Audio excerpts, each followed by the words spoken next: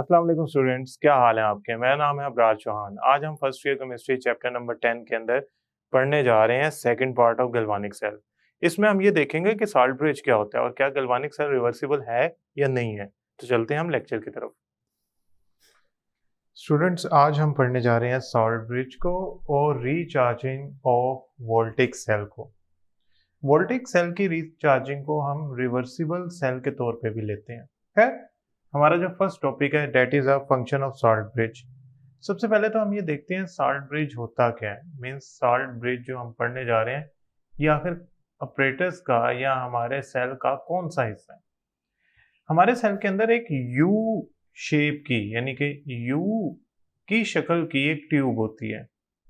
U shape tube होती है जो किसकी बनी होती है, मेड अप ऑफ ग्लास, जो ग्लास की बनी होती है। और इस ट्यूब के अंदर फिल किया गया होता है कोई सॉल्ट कंसंट्रेटेड से। ये इसमें जो फिलिंग है वो हो सकती है saturated solution of KCl, saturated solution of KCl या KNO3। और इसके जो एंड्स होते हैं, एंड्स यानी कि ट्यूब के जो एंड्स होते हैं उनको कॉटन से प्लग किया गया होता है ताकि फ्रीली सॉल्यूशन उसमें डिफ्यूज ना हो सके, जो आपके दो सेल्स, आपके जो सेल के दो पार्ट्स हैं उसमें जा ना सके।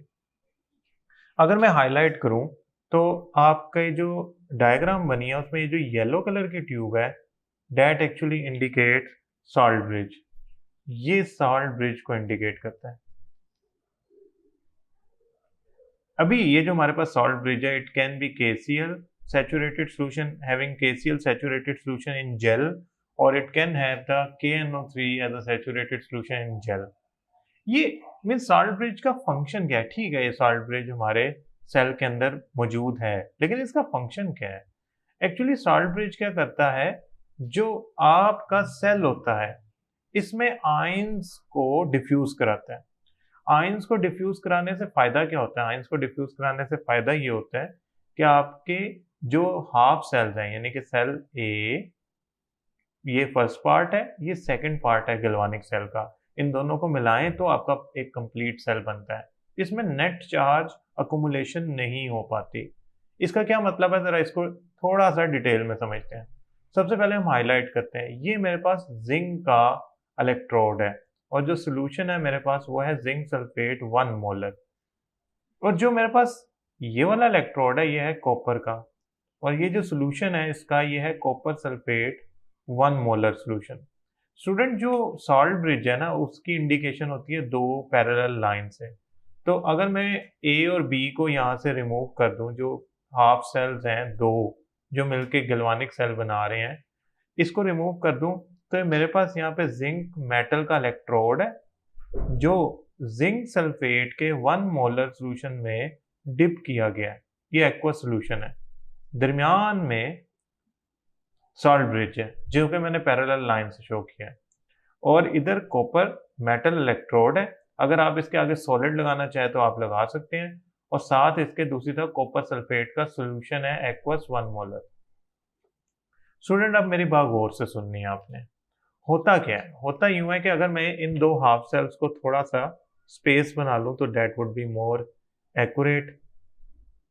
होता क्या है, जो ये वाला हिस्सा है यानी कि आपका ये वाला हाफ सेल है, इस हाफ सेल में होता क्या है, जिंक जो होता है वो इलेक्ट्रॉन लूज करके जिंक पॉजिटिव आयंस बनाना शुरू कर देता है और इलेक्ट्रॉन लूज करता जाता है, जिसकी वजह से इस मेटल के रॉड के ऊपर या इलेक्ट्रोड के ऊपर नेगेटिव चार्ज आ जाता है। सॉल्यूशन जिंक आयन से भरना शुरू हो जाता है, जिसकी वजह से आपके जो जिंक सल्फेट वाला हिस्सा है उसमें होता यूं है जिंक आयंस अकुमुलेट होना शुरू हो जाते हैं। तो जिंक आयंस अकुमुलेट होने का मतलब क्या है, आपका सॉल्यूशन जो है वो नेट पॉजिटिव होना शुरू हो जाता है। अगर ये नेट पॉजिटिवली चार्ज हो गया सॉल्यूशन तो आपका रिडॉक्स रिएक्शन रुक जाएगा, क्योंकि जो आपका इलेक्ट्रोड है और आपके आयंस की कलेक्शन है वो एक दूसरे को कैंसिल आउट कर देंगे, क्योंकि इलेक्ट्रोड आपका नेगेटिव है, आयंस जो है वो नेट पॉजिटिव है, लिहाजा एक दूसरे को पोटेंशियल को कैंसिल आउट कर देंगे, करंट नहीं पास कर सकेगा।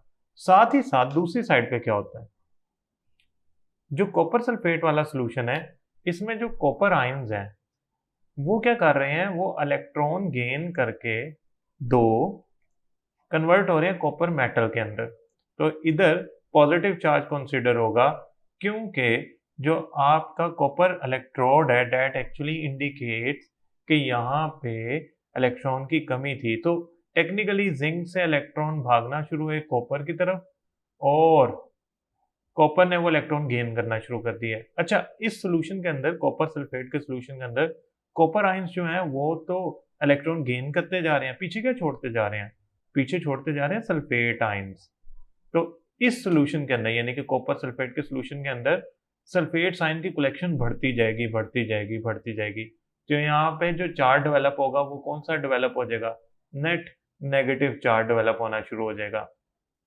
अगर ये नेट पॉजिटिव और नेट नेगेटिव चार्ज या charge accumulation on both side हो गई तो ये जो रेडॉक्स रिएक्शन है ये रुक जाएगा। तो आपने क्या करना है, जिंक सल्फेट के सोल्यूशन में पॉजिटिव आयंस की कमी को पूरा करना है।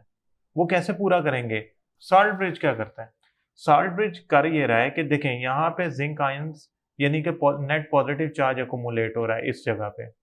तो साल्ट ब्रिज में से नेगेटिव आयंस आके यानी कि कौन से, क्लोराइड आयंस आकर डिफ्यूज होना शुरू हो जाते हैं इस सॉल्यूशन के अंदर, जिससे नेट पॉजिटिव चार्ज की अकोमुलेशन खत्म होना शुरू हो जाती है, कम होना शुरू हो जाती है। तो टेक्निकली जो चार्जेस हैं ऑपोजिट वो साल्ट ब्रिज में से डिफ्यूज करते हैं सॉल्यूशन के अंदर। कौन से, अगर तो फॉर एग्जांपल मैं जिंक वाले पोर्शन की हाफ सेल की बात करूं तो वहां पे पॉजिटिव चार्ज अकोमुलेट हो रहा है। तो स्टूडेंट्स होगा क्या, उस पॉजिटिव चार्ज की अकोमुलेशन रोकने के लिए साल्ट ब्रिज में से नेगेटिव आयंस आके किस में जाना शुरू हो जाएंगे, जिंक सल्फेट के 1 मोलर सॉल्यूशन के अंदर। दूसरी तरफ देखते हैं, दूसरी तरफ सल्फेट आयंस अकोमुलेट हो रहे हैं, यानी कि इधर इस वाले कॉपर वाले हिस्से में से जो नेगेटिव आयंस है वो खत्म, वो बढ़ते जा रहे हैं और पॉजिटिव आयंस कम होते जा रहे हैं। तो पॉजिटिव आयंस की जरूरत है सोल्यूशन को, तो हमारे साल्ट ब्रिज में से पोटाशियम आयंस डिफ्यूज होते जाएंगे सोल्यूशन के अंदर। तो हो क्या रहा है, हो ये रहा है कि साल्ट ब्रिज जो है वो आपकी नेट चार्ज अकोमुलेशन को कम कर रहा है, रोक रहा है, ताकि आपका रेडॉक्स रिएक्शन चलता रहे और बंद ना हो।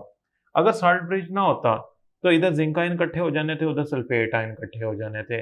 एक जगह पे एक बीकर पे, जिंक वाले बीकर में नेट पॉजिटिव चार्ज डेवलप हो जाना था और जो कॉपर सल्फेट वाला बीकर है उस पर नेट नेगेटिव चार्ज डेवलप हो जाना था, क्योंकि कॉपर तो सारे इलेक्ट्रॉन गेन करके कॉपर आयंस जो आपके सोल्यूशन में मौजूद है वो तो कॉपर मेटल में चेंज हो रहे हैं, और उधर जिंक जो है वो आहिस्ता आहिस्ता क्या होता जा रहा है, इलेक्ट्रॉन लूज करके पॉजिटिव आयंस में चेंज होता जा रहा है।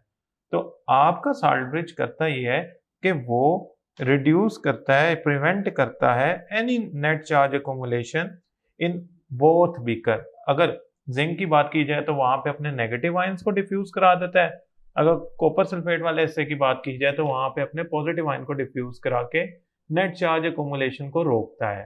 तो यहाँ पे हम जरा फंक्शन लिखते हैं क्योंकि ये बहुत इंपॉर्टेंट शॉर्ट क्वेश्चन है। फंक्शन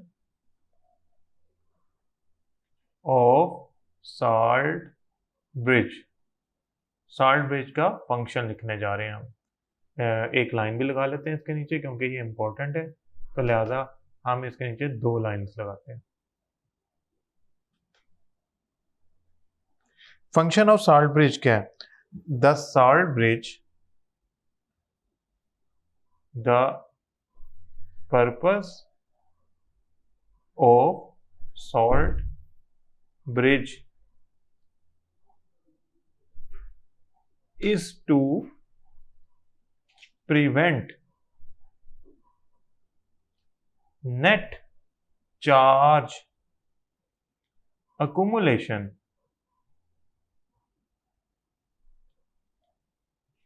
in both beakers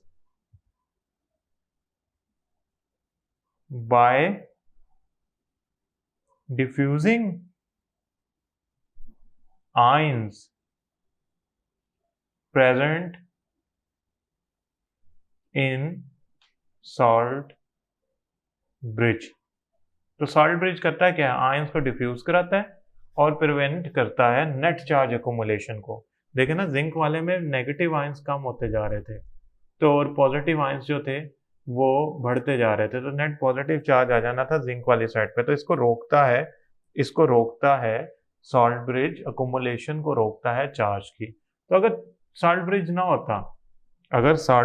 होता तो क्या होना था, ऑक्सीडेशन रिडक्शन रिएक्शन स्टॉप हो जाना था। In absence of salt bridge, redox reaction will immediately stop। क्यों स्टॉप हो जाएगा, क्योंकि चार्ज अकोमुलेशन हो जाएगा, will immediately stop। तो स्टूडेंट आपने याद रखना है, सॉल्ट ब्रिज जोन सी मर्जी टाइप का लगाओ, बट उसका मकसद यही है कि वो वोल्टेक सेल में से जो करंट का फ्लो है ड्यू टू रिडॉक्स रिएक्शन वो मेंटेन रखे। आपका ये एक इंतहाई इंपॉर्टेंट टॉपिक था। ये डायग्राम बनानी है आपने दोबारा, और वोल्टेक सेल को बना के आपने ये सारा सिस्टम शो करना है। अब हम जो इसका सेकंड पार्ट पढ़ने जा रहे हैं वो है voltaic cell is a reversible cell. So let's move on towards the second part of this topic. Student, अब हम पढ़ने जा रहे हैं रीचार्जिंग या reversible reactions in voltaic cell. देखें, वोल्टेक सेल रिवर्सिबल है, इसका क्या मतलब है। देखें, आपके सामने फॉर एग्जांपल ये एक सेल है, ये एक पीस है, ये इसका पॉजिटिव टर्मिनल है, ये इसका नेगेटिव टर्मिनल है।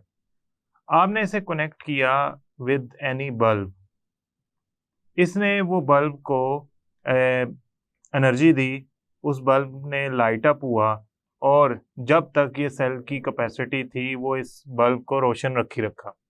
आफ्टर सर्टेन टाइम ये सेल की एनर्जी डिप्लीट हो गई, खत्म हो गई, क्योंकि उसमें जो ऑक्सीडेशन रिडॉक्स रिएक्शन था वो जहां तक पॉसिबल था वो हो गया। अब आप चाहते हैं कि ये सेल रिचार्ज हो जाए, तो पहले जो रिएक्शन हो रहे थे ना, आपने अब उसके ऑपोजिट जाना है।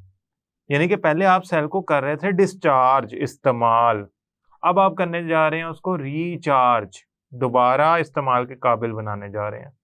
वो रिचार्जिंग का जो प्रोसेस है ना, that is actually voltaic cell reversible cell के अंदर है। शुरू में होता क्या है, ये देखें, ये आपके सामने जिंक सल्फेट का सोल्यूशन है सेल ए पार्ट ए में, और ये जो आपका दूसरा ये कॉपर सल्फेट का सोल्यूशन है। स्टूडेंट, ये जो मैंने ऊपर लगाया हुआ है ये वोल्ट मीटर है, ये जिंक है, ये है copper. Now the current start flowing from zinc electrode towards copper electrode. हो क्या रहा है, जब वोल्टेक सेल डिस्चार्ज हो रहा है, फॉर एग्जांपल अब ये जहां मैंने V लिखा है, आप इसकी जगह ऐसा करें B लिख लें, जो शो कर रहा है ये बल्ब है कोई, ठीक है, ये ग्लो कर रहा है, इसकी एनर्जी इस्तेमाल हो रही है। अब हुआ क्या, हुआ ये कि जो जिंक है ना वो कर क्या रहा है, वो इलेक्ट्रॉन लूज कर रहा है और कन्वर्ट हो रहा है जिंक आयंस के अंदर, और वो 2 इलेक्ट्रॉन सर्किट में ऐड हो रहे हैं। वो 2 इलेक्ट्रॉन यहां से चलना शुरू होते हैं और कॉपर वाले इलेक्ट्रोड के पास चले जाते हैं। कॉपर का इलेक्ट्रोड वो 2 इलेक्ट्रॉन गेन करता है और बनाता है कॉपर सॉलिड, या आप यूं समझ लें कि कॉपर मेटल। अच्छा, हो क्या रहा है, जिंक इलेक्ट्रॉन लूज कर रहा है जब डिस्चार्जिंग हो रही है। ये जो प्रोसेस हो रहा है ना, ये हो रहा है डिस्चार्जिंग का। इसमें आप एक्सटर्नल सर्किट को इलेक्ट्रिकल एनर्जी दे रहे हैं। जिंक इलेक्ट्रॉन लूज कर रहा है, कॉपर इलेक्ट्रॉन गेन कर रहा है, ठीक है, डिस्चार्जिंग हो गई। इधर जिंक आयंस अक्युमुलेट हो रहे हैं, इधर कॉपर आयंस जो है वो डिपॉजिट हो रहे हैं। अब आप चाहते हैं चार्जिंग करना, तो you need to do the opposite of these reactions. अब ऑपोजिट ऑफ दीज रिएक्शन का मतलब ये है कि आपने जिंक आयंस को जिंक मेटल में कन्वर्ट करना है, कॉपर सॉलिड को या मेटल को कॉपर आयंस में कन्वर्ट करना है। यानी कि पहले रिएक्शन हो रहा है आपका zinc plus copper ion making zinc ion plus copper, यानी कि जिंक ऑक्सीडाइज हो रहा है, कॉपर रिड्यूस हो रहा है। जब आप इसे रिचार्ज करना चाहते हैं तो आप इसके ऑपोजिट चलेंगे। आप क्या करेंगे, जिंक आयन और कॉपर को इस तरह, यानी कि इस रिएक्शन को, ऊपर वाले रिएक्शन को इस तरह रिवर्सिबल फॉर्म में लिखेंगे कि जिंक आयन से मेटल बन जाए और कॉपर मेटल से आयन में कन्वर्ट हो जाए, यानी कि उल्टा हो गया। ऊपर वाले रिएक्शन के अंदर जिंक ऑक्सीडाइज हो रहा है। जब आप इसके रिवर्स जाना चाहेंगे तो जिंक को रिड्यूस करेंगे। तो इसका मतलब ये हो गया कि जब रिवर्सिबल रिएक्शन होता है, रिवर्सिबल सेल में रिएक्शंस हो रहे होते हैं, तो आपके डिस्चार्जिंग का जो प्रोसेस होता है उसमें अगर जिस चीज की ऑक्सीडेशन हो रही है, अब उस चीज की रिडक्शन होगी रिवर्सिबल सेल के अंदर, और जिस चीज की रिडक्शन हो रही है उसकी अब ऑक्सीडेशन होगी। वो कैसे होता है, यानी कि रीचार्जिंग या रिवर्सिबल सेल कैसे बन सकते हैं? स्टूडेंट, ये आपके सामने एक डायग्राम है। इस डायग्राम को ऐसा करते हैं, हम थोड़ा सा बड़ा कर लेते हैं ताकि आपको इसके समझने में थोड़ी सी आसानी हो जाए। ये जो इसके ऊपर मैंने एक गोल दायरा बनाया हुआ है, ये एक्चुअली अब आपका सोर्स है इलेक्ट्रिसिटी का। मींस ये कोई इलेक्ट्रिक करंट प्रोड्यूस करने वाला डिवाइस है, या एक्सटर्नल आपने इसको वोल्टेज प्रोवाइड की। जो वोल्टेज ये प्रोड्यूस कर रहा है उससे थोड़ी ज्यादा प्रोवाइड करनी है ताकि आप इसे रिचार्ज कर सकें। ठीक है, आप ताकि इसे रिचार्ज कर सकें उसके लिए एक्सटर्नल से थोड़ी ज्यादा वोल्टेज अप्लाई करनी है ताकि वो पुश करे ऑपोजिट रिएक्शन को। पहले स्पॉन्टेनियसली रिएक्शन खुद ब खुद हो रहा था, अब आपने स्पॉन्टेनियस रिएक्शन के ऑपोजिट जाना है, यानी कि नॉन स्पॉन्टेनियस रिएक्शन करवाना है। तो आपको हायर वोल्टेज प्रोवाइड करके उस नॉन स्पॉन्टेनियस रिएक्शन को स्टार्ट करवाना पड़ेगा। तो पहले यहाँ जहाँ बल्ब लगा हुआ था, यहाँ वोल्ट मीटर, अब मैंने यहाँ पे इलेक्ट्रिकल एनर्जी का सोर्स लगा दिया। अब वो क्या करेगा, रिएक्शन पहले देखें, पहले आपका करंट कॉपर जिंक से कॉपर की तरफ जा रहा था।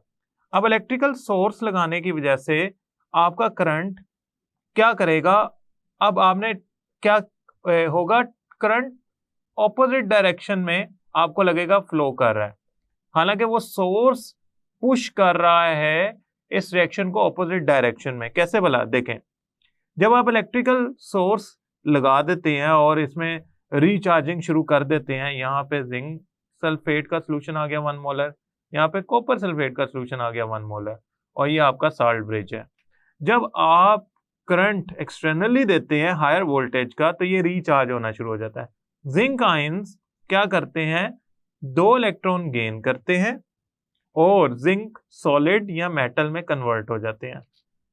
और जो कॉपर मेटल है उससे आप इलेक्ट्रॉन खींच रहे हैं, यानी कि आपने टर्मिनल ऐसे एडजस्ट किए कि अब आप कॉपर से करंट ले रहे हैं और जिंक को करंट दे रहे हैं।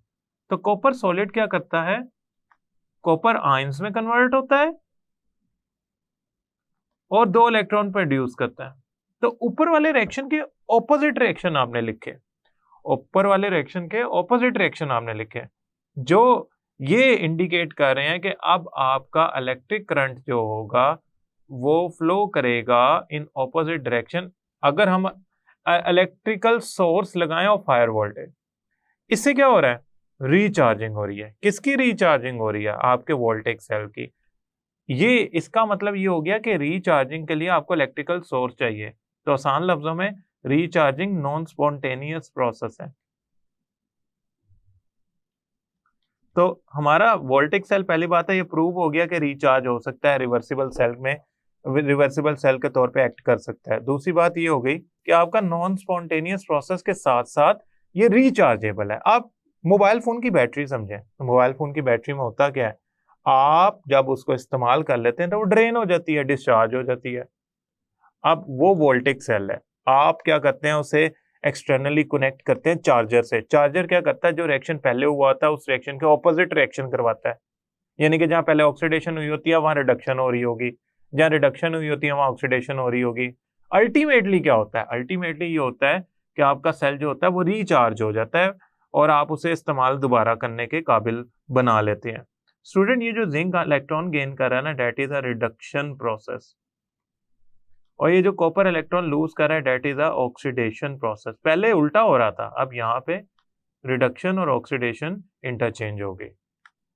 आई होप स्टूडेंट आप रिचार्जिंग को समझ गए हैं कि रिवर्सिबल सेल कैसे बनाया जाता है।